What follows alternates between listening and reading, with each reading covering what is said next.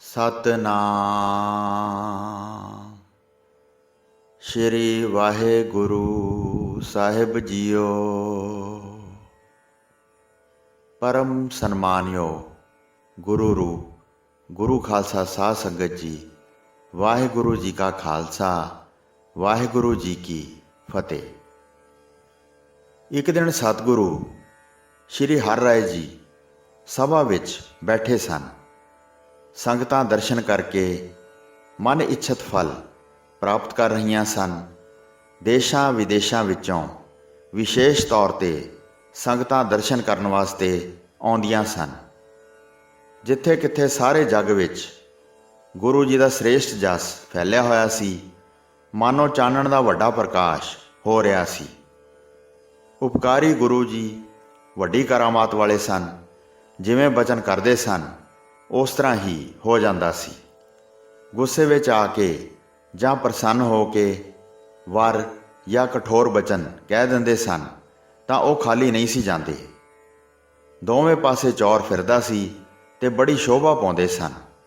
ਚੰਦਨ ਅਤੇ ਗੁਲਾਬ ਦੇ ਇਤਰ ਦੀ ਸੁਗੰਧੀ ਮਹਿਕਦੀ ਸੀ। 101 ਪੱਲਿਆਂ ਵਾਲਾ ਜਾਮਾ ਪਹਿਨਦੇ ਸਨ ਤੇ ਅੰਗਾਂ ਉੱਤੇ ਸੁੰਦਰ ਗਹਿਣੇ ਸ਼ੋਭਦੇ ਸਨ। ਜਦ ਸਿੱਖ ਅੱਗੇ ਹੋ ਕੇ ਅਰਦਾਸ ਕਰਦੇ ਸਨ ਤਦ ਕਿਰਪਾ ਦ੍ਰਿਸ਼ਟੀ ਨਾਲ ਵੇਖ ਲੈਂਦੇ ਸਨ। ਚਾਰੇ ਕੋਨਿਆਂ 'ਤੇ ਸ਼ਸਤਰ ਫੜੀ ਬੈਠੇ ਹੋਏ ਯੋਧੇ ਗੁਰੂ ਜੀ ਦਾ ਇੱਕ ਪਰਿਵਾਰ ਹੀ ਸਨ। ਇੱਕ ਸਿੱਖ ਹੱਥ ਜੋੜ ਕੇ ਬੋਲਿਆ, ਹੇ ਸਤਿਗੁਰੂ ਜੀ, ਤੁਸੀਂ ਅਨਾਥਾਂ ਦੇ ਨਾਥ ਹੋ। ਆਪ ਜੀ ਦੀ ਕਿਵੇਂ ਸੇਵਾ ਕੀਤੀ ਜਾਵੇ? ਜੋ ਨਿਰਧਨ ਸਿੱਖ ਧਨ ਨਾ ਪਾਵੇ, ਬਹੁਤ ਗਰੀਬ ਹੋ ਜਾਵੇ ਤੇ ਬਹੁਤ ਯਤਨ ਕਰਨ 'ਤੇ ਵੀ ਕਿਸੇ ਤਰ੍ਹਾਂ ਧਨ ਹੱਥ ਨਾ ਲੱਗੇ, ਫਿਰ ਆਪ ਜੀ ਨੂੰ ਪ੍ਰਸੰਨ ਕਰਨ ਵਾਸਤੇ ਕੀ ਕਰੇ ਜਿਸ ਨਾਲ ਉਸ ਦਾ ਜਨਮ ਸਫਲ ਹੋ ਜਾਏ।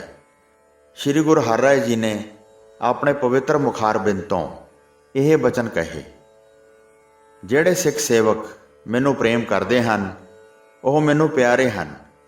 ਜਿਨ੍ਹਾਂ ਦੇ ਹਿਰਦੇ ਵਿੱਚ ਸ਼ਬਦ ਦਾ ਪ੍ਰਕਾਸ਼ ਹੈ ਉਹ ਦਿਨ ਰਾਤ ਸਿਮਰਨ ਕਰਦੇ ਹਨ। ਜਿਹੜਾ ਅਨਾਜ ਅਤੇ ਧਨ ਸ਼ਰਧਾ ਨਾਲ ਅਰਪਣ ਕਰਦਾ ਹੈ ਉਹਨਾਂ ਦਾ ਸਾਰਾ ਦਲਿੱਦਰ ਅਤੇ ਗਰੀਬੀ ਦੂਰ ਹੋ ਜਾਂਦੀ ਹੈ। ਇਸ ਬਾਰੇ ਇਹ ਕਥਾ ਸੁਣੋ। ਜਿਵੇਂ ਘਟਨਾ ਵਾਪਰੀ ਉਸ ਤਰ੍ਹਾਂ ਦਿਲ ਵਿੱਚ ਧਾਰਨ ਕਰੋ। ਇੱਕ ਨਗਰ ਵਿੱਚ ਇੱਕ ਸਿੱਖ ਰਹਿੰਦਾ ਸੀ। ਉਹ ਬਹੁਤ ਗਰੀਬ ਸੀ। ਅਨਾਜ ਧਨ ਆਦਿ ਘਰ ਵਿੱਚ ਕੁਝ ਵੀ ਨਹੀਂ ਸੀ। ਮਸਾਂ ਪੇਟ ਪੂਜਾ ਕਰਦਾ ਸੀ ਤੇ ਸਦਾ ਹੀ ਗਰੀਬੀ ਦਾ ਦੁੱਖ ਬਰਦਾਸ਼ਤ ਕਰਦਾ ਸੀ। ਉਸ ਦੇ ਘਰ ਇੱਕ ਚਿੜੇ ਚਿੜੀ ਦਾ ਜੋੜਾ ਰਹਿੰਦਾ ਸੀ ਜਿਹੜੇ ਪਿਛਲੇ ਜਨਮ ਵਿੱਚ ਸਿੱਖ ਸਿੱਖਣੀ ਸਨ। ਉਹਨਾਂ ਨੇ ਕਿਸੇ ਸ਼ੁਭ ਕਰਮ ਕਰਕੇ ਗੁਰੂ ਮਹਾਤਮ ਦੇ ਗਿਆਨ ਸਹਿਤ ਪੰਛੀ ਜਨਮ ਪ੍ਰਾਪਤ ਕੀਤਾ ਸੀ। ਉਹਨਾਂ ਦੀ ਗਰੀਬੀ ਦੀ ਬਿਪਤਾ ਵੇਖ ਕੇ ਚਿੱਤ ਵਿੱਚ ਅਤੀ ਚਿੰਤਿਤ ਹੋ ਕੇ ਦੁਖੀ ਹੁੰਦੇ ਸਨ। ਹਿਰਦੇ ਵਿੱਚ ਉਹਨਾਂ ਦੀ ਬਿਪਤਾ ਦੂਰ ਕਰਨ ਵਾਸਤੇ ਸੋਚਦੇ ਸਨ। ਚਿੜੇ ਚਿੜੀ ਨੇ ਫਿਰ ਉਹਨਾਂ ਦੀ ਸਹਾਇਤਾ ਕੀਤੀ। ਉਸ ਘਰ ਵਿੱਚੋਂ ਉਹਨਾਂ ਨੇ ਚੁੰਝ ਭਰ ਕੇ ਅਨਾਜ ਲਿਆ ਤੇ ਗੁਰੂ ਜੀ ਦੇ ਲੰਗਰ ਵਿੱਚ ਲਿਆ ਕੇ ਮਿਲਾ ਦਿੱਤਾ। ਕੁਝ ਦਿਨਾਂ ਵਿੱਚ ਅੰਨ ਅਤੇ ਧਨ ਘਰ ਵਿੱਚ ਬਹੁਤ ਹੋ ਗਿਆ। ਮਿਹਨਤ ਅਤੇ ਮਜ਼ਦੂਰੀ ਕਰਕੇ ਅਨਾਜ ਘਰ ਵਿੱਚ ਲਿਆਏ ਤੇ ਸੁਕਾਉਣ ਵਾਸਤੇ ਵਿਹੜੇ ਵਿੱਚ ਸੁੱਕਣੇ ਪਾ ਦਿੱਤਾ ਤੇ ਕੁੱਟ ਪੀ ਕੇ ਫਿਰ ਖਾਂਦੇ। ਉਸ ਵਿੱਚੋਂ ਕੁਝ ਅਨਾਜ ਚੁੰਝ ਵਿੱਚ ਭਰ ਕੇ ਚਿੜੇ ਚਿੜੀ ਨੇ ਸੰਗਤ ਦੇ ਲੰਗਰ ਵਿੱਚ ਪਾ ਦਿੱਤਾ। ਸਿੱਖਾਂ ਸਹਿਤ ਮੈਂ ਭੋਜਨ ਕਰਦਾ ਹਾਂ, ਇਸ ਕਰਕੇ ਜ਼ਿਆਦਾ ਪੁੰਨ ਹੋਇਆ। ਇਹ ਉਪਕਾਰ ਕਈ ਦਿਨ ਚੱਲਦਾ ਰਿਹਾ। ਉਸ ਘਰ ਵਿੱਚ ਫਿਰ ਬਹੁਤ ਦੌਲਤ ਆ ਗਈ, ਬਹੁਤ ਧਨ ਤੇ ਅੰਨ ਆ ਗਿਆ ਤੇ ਉਸ ਸਿੱਖ ਨੇ ਆਪਣੀ ਛਪੜੀ ਤੋੜ ਕੇ ਇੱਕ ਸੁੰਦਰ ਘਰ ਬਣਵਾ ਲਿਆ ਤੇ ਉੱਥੇ ਬੜੇ ਆਨੰਦ ਸਹਿਤ ਵਸਣ ਲੱਗੇ। ਚਿੜੇ ਚਿੜੀ ਨੇ ਫਿਰ ਹੋਰ ਥਾਂ 'ਤੇ ਜਾ ਕੇ ਇੱਕ ਬ੍ਰਿਛ ਵਿੱਚ ਆਪਣਾ ਆਲ੍ਹਣਾ ਬਣਾ ਲਿਆ। ਤਦ ਤੋਂ ਹੀ ਉਸ ਘਰ ਦੀ ਦੌਲਤ ਹੌਲੀ ਹੌਲੀ ਖਤਮ ਹੋਣ ਲੱਗੀ, ਕਿਉਂਕਿ ਲੰਗਰ ਵਿੱਚ ਰਾਸ਼ੀ ਪੈਣ ਤੋਂ ਹਟ ਗਈ। ਉਸ ਦਾ ਫਲ ਫਿਰ ਕਿੱਥੋਂ ਪਾਉਂਦੇ। ਫਿਰ ਗਰੀਬ ਹੋ ਕੇ ਸਾਡੀ ਸ਼ਰਨ ਵਿੱਚ ਆ ਪਿਆ। ਕਹਿਣ ਲੱਗਾ, ਹੇ ਪ੍ਰਭੂ ਜੀ, ਤੁਹਾਡੇ ਬਗੈਰ ਕੋਈ ਵੀ ਰਖਵਾਲਾ ਨਹੀਂ ਹੈ। ਕਿਰਪਾ ਕਰਕੇ ਹੁਣ ਸਾਡੇ ਸਹਾਇਕ ਬਣੋ। ਸਾਰੇ ਜਗਤ ਵਿੱਚ ਸਿੱਖ ਤੁਹਾਡਾ ਨਾਂ ਲੈਂਦੇ ਹਨ। ਇਸ ਦੀ ਆਪ ਜੀ ਨੂੰ ਲਾਜ ਹੈ। ਗਰੀਬੀ ਤੋਂ ਸੰਪਤੀ ਬਹੁਤ ਵਧੀ ਸੀ, ਪਰ ਹੁਣ ਉਹ ਸਾਰੀ ਵਿਨਾਸ਼ ਹੋ ਗਈ ਹੈ। ਵਿਪਤਾ ਆ ਪਈ ਹੈ, ਇਸ ਦਾ ਨਿਰਵਾਹ ਕਰੋ। ਤੁਸੀਂ ਸਮਰੱਥਾ ਸਹਿਤ ਹੋ, ਤੁਹਾਡੇ ਵਰਗਾ ਹੋਰ ਕੋਈ ਨਹੀਂ ਹੈ। ਹੇ ਪ੍ਰਭੂ ਜੀ, ਜਿਵੇਂ ਤੁਸੀਂ ਚਾਹੁੰਦੇ ਹੋ ਉਸ ਤਰ੍ਹਾਂ ਹੀ ਕਰਦੇ ਹੋ। ਕਿਸੇ ਨੂੰ ਰੱਖ ਲੈਂਦੇ ਹੋ ਤੇ ਕਿਸੇ ਨੂੰ ਮਾਰ ਦਿੰਦੇ ਹੋ। ਬੇਨਤੀ ਸੁਣ ਕੇ ਅਸੀਂ ਸਮਝਾਇਆ ਜਿਵੇਂ ਸੰਪਤੀ ਵਧਣ ਦਾ ਕਾਰਨ ਸੀ। ਤੁਹਾਡੇ ਘਰ ਤੋਂ ਇੱਕ ਚਿੜਾ ਤੇ ਚਿੜੀ ਕੁਝ ਅਨਾਜ ਗੁਰੂ ਦੇ ਲੰਗਰ ਵਾਸਤੇ ਲਿਆਉਂਦੇ ਸਨ। ਸਤ ਸੰਗਤ ਦੇ ਖਾਣ ਨਾਲ ਸਮਝੋ ਤੁਹਾਨੂੰ ਧਨ ਦੌਲਤ ਪ੍ਰਾਪਤ ਹੋਇਆ ਸੀ। ਤੁਸੀਂ ਛੱਪਰ ਤੋੜ ਲਿਆ, ਚਿੜਾ ਚਿੜੀ ਕਿਸੇ ਹੋਰ ਥਾਂ ਚਲੇ ਗਏ। ਹੁਣ ਅੰਨ ਦਾ ਕਿਣਕਾ ਵੀ ਲੰਗਰ ਵਿੱਚ ਨਹੀਂ ਆਉਂਦਾ ਹੈ। ਜਿਸ ਨੂੰ ਇਹ ਚਾਹ ਹੋਵੇ ਕਿ ਮੇਰੇ ਘਰ ਬਹੁਤ ਦੌਲਤ ਹੋਵੇ, ਉਹ ਸਤ ਸੰਗਤ ਨੂੰ ਭੋਜਨ ਛਕਾਏ। ਯਥਾ ਸ਼ਕਤੀ, ਬੇਸ਼ੱਕ ਥੋੜੇ ਤੋਂ ਵੀ ਥੋੜਾ ਹੋਵੇ, ਲੰਗਰ ਵਿੱਚ ਦੇ ਕੇ ਪ੍ਰੇਮ ਸਹਿਤ ਸੇਵਾ ਕਰੇ। ਉਸ ਦੀ ਮੈਂ ਜਾ ਕੇ ਸਹਾਇਤਾ ਕਰਦਾ ਹਾਂ ਤੇ ਗਰੀਬੀ ਵਿਪਤਾ ਸਭ ਕੁਝ ਮਿਟਾ ਦਿੰਦਾ ਹਾਂ। ਹੁਣ ਤੂੰ ਇਸ ਤਰ੍ਹਾਂ ਕਰ, ਅੰਨ ਤੇ ਧਨ ਦੀ ਕੋਈ ਕਮੀ ਨਹੀਂ ਹੋਵੇਗੀ ਤੇ ਸੁੱਖ ਪ੍ਰਾਪਤ ਕਰੇਗਾ। ਇਸ ਕਰਕੇ ਧਰਮ ਦੀ ਕਿਰਤ ਕਰਕੇ ਆਪਣੇ ਭੋਜਨ ਦਾ ਜਿਹੜਾ ਚੌਥਾ ਹਿੱਸਾ ਹੋਵੇ, ਜਿਹੜਾ ਗਰੀਬ ਹੋਵੇ, ਉਹ ਗੁਰੂ ਵਾਸਤੇ ਅਰਪਣ ਕਰੇ।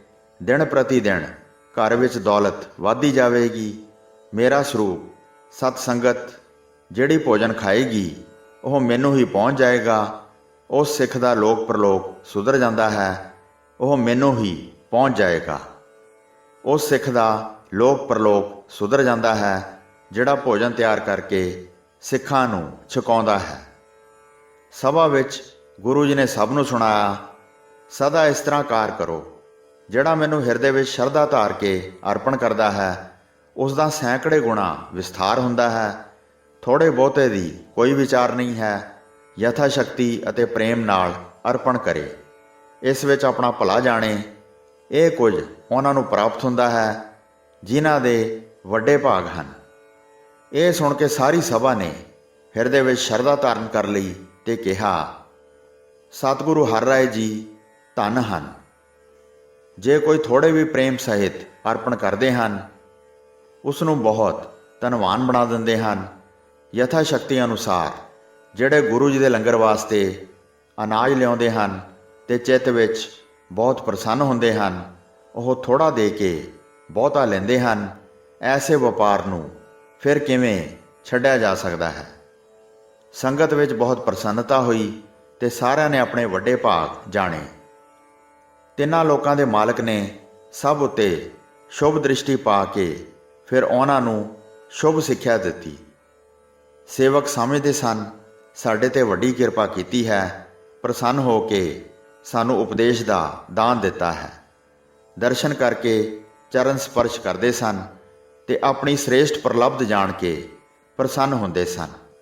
ਸੱਚੇ ਪਾਤਸ਼ਾਹ ਸ੍ਰੀ ਗੁਰੂ ਹਰਿਰਾਏ ਸਾਹਿਬ ਜੀ ਤਖ਼ਤ ਤੇ ਬੈਠੇ ਬਹੁਤ ਸ਼ੋਭਦੇ ਸਨ, ਕਿਉਂਕਿ ਸੱਚੇ ਪਾਤਸ਼ਾਹ ਦੀ ਪਦਵੀ ਉਹਨਾਂ ਨੂੰ ਹੀ ਬਣ ਆਉਂਦੀ ਹੈ, ਭਾਵ ਇਹਨਾਂ ਦੇ ਹੀ ਯੋਗ ਹੈ। ਜਦ ਇੱਕ ਪਹਿਰ ਰਾਤ ਰਹਿ ਜਾਂਦੀ ਹੈ ਤਾਂ ਜਾਗ ਪੈਂਦੇ ਹਨ ਤੇ ਸ਼ੌਚ ਕਰਕੇ ਫਿਰ ਪਾਣੀ ਨਾਲ ਇਸ਼ਨਾਨ ਕਰਦੇ ਹਨ। ਸੇਵਕ 101 ਪਾਣੀ ਦੀਆਂ ਗਾਗਰਾਂ ਲਿਆਉਂਦੇ ਹਨ ਤੇ ਸਰੀਰ ਨੂੰ ਚੰਗੀ ਤਰ੍ਹਾਂ ਮਲ ਕੇ 101 ਗਾਗਰ ਪਾਣੀ ਨਾਲ ਇਸ਼ਨਾਨ ਕਰਦੇ ਸਨ।